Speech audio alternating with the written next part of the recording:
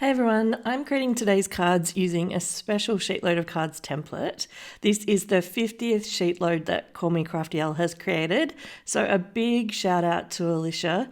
This is an amazing feat. It's impressive. I've used a ton of them. I love them. They help me bulk create cards for donation. This one is slightly different. It is a 5x7 size for September 2023. And I have broken out a few different things this time. So I'm using coloured cardstock for my card bases. And then I'm using this gorgeous paper pad from Honeybee Stamps. And I've decided not to use the full paper pad because I don't have a huge need for 5x7 cards, but I did make 12 of them today and it was a lot of fun. There are some interesting tips and tricks along the way.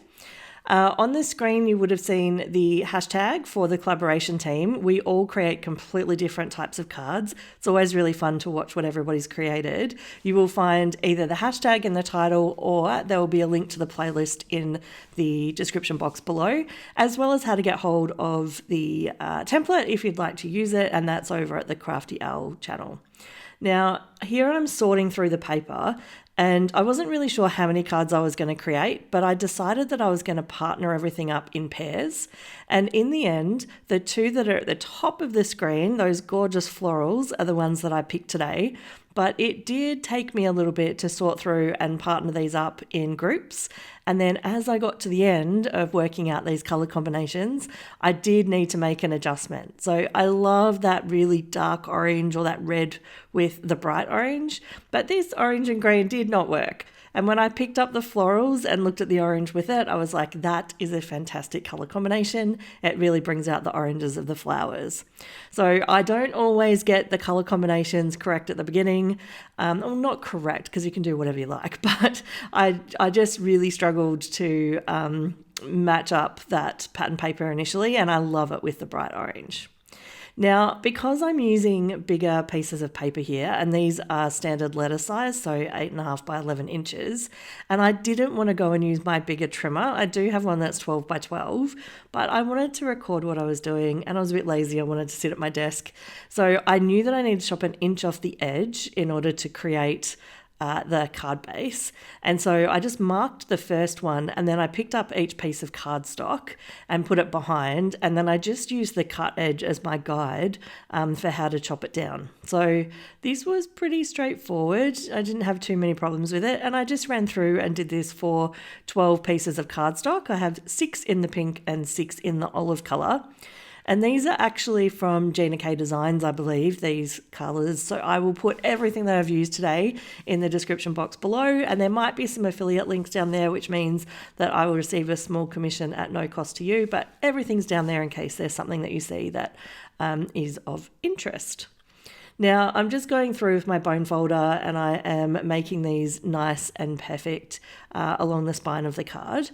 You might have noticed that they looked a little bit big, and that's because I had not yet cut them down to the 7 inches.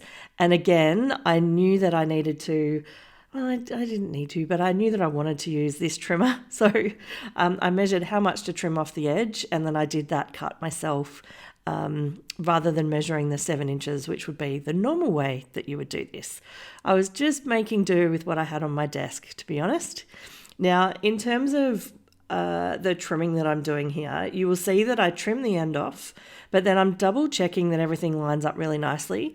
I found that when I scored the cards, I don't know if I wasn't very precise about it, or this is thicker cardstock, but I needed to trim up the card a little bit to make it square. In the end, it worked out absolutely perfectly. Okay, now I'm up to creating the little the front panels of these cards. I have cut down all of my white panels ready to go.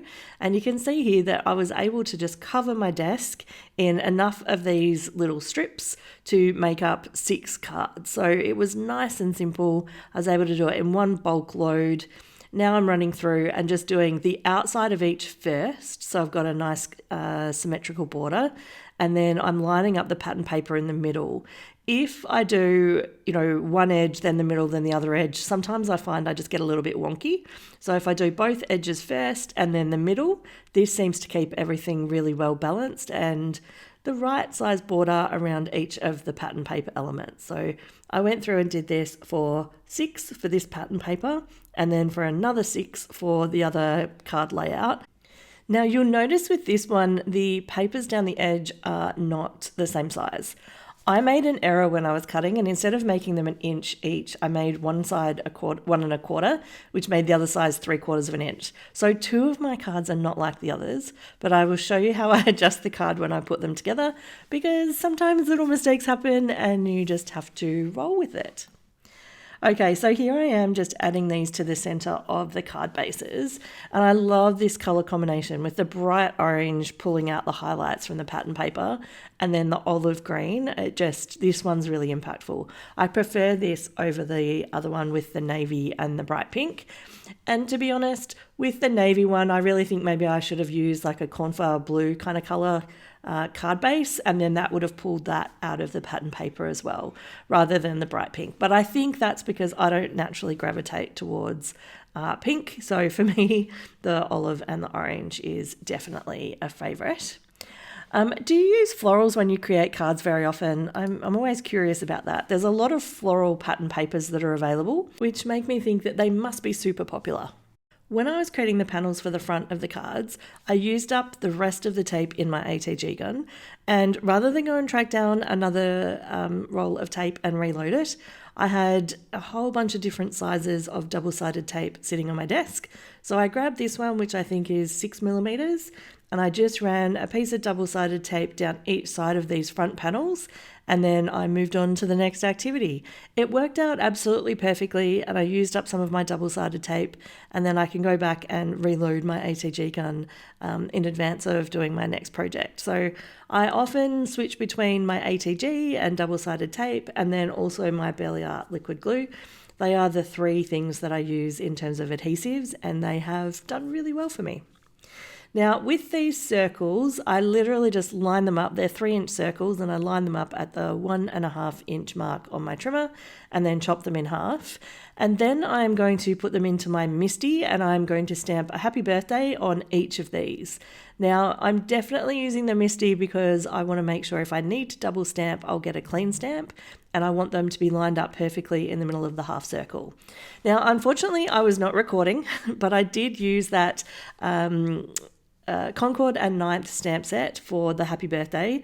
It was the perfect size for my half circle and worked out really well. I'm happy with that layout. So the next step is to just lay out each of the cards, and then I'm going to go through and add that panel. Now I did use the same color as the card base, which was per the instructions. In fact, I pretty much followed the instructions other than my slight error with my chopping on the front middle and the front left card, where you can see I don't have a balanced border. I've got more on the left and less on the right.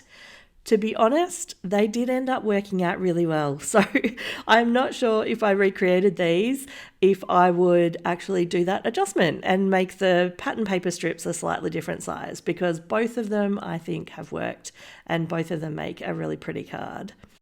I will say that this is absolutely perfect if you have leftover scraps or things that you want to use. Nice strips of pattern paper for this from scraps would be perfect. They are 6 inches long, and then the 1-inch strips on the sides are perfect if you end up with 2x6 all the time. Then you can match those up. Any kind of scraps actually would look great. You could use 3 different pattern papers on the front of these cards, and as long as they matched or in the same color family, then I think they would work out absolutely perfectly. Now I'm back using my Belli Art liquid glue for this part, and I'm just shimmering it down the back and then lining this up in the middle, and I am putting the little half circle directly over the top of that white border. And you can see here, I've suddenly realized, oh my gosh, this is one of the ones with the slightly wider paper on the left. And so what I decided to do was balance it on the pattern paper strip in the middle, which means the happy birthday is off center, but it does look absolutely perfect that way. So again, it was a bit of a happy accident, and it's given me an idea of how I could make a slight adjustment to the card sketch if I used it again in the future. The other thing I'd really love to know is which one of these two colour combinations is your favourite. Do you prefer the olive with the orange and the flowers, or maybe these ones here with the pink and the navy blue? So I've already shared what my favourite is, but I'd love to know what yours is also. I am putting some links here to videos that I think you might enjoy, and have a great day.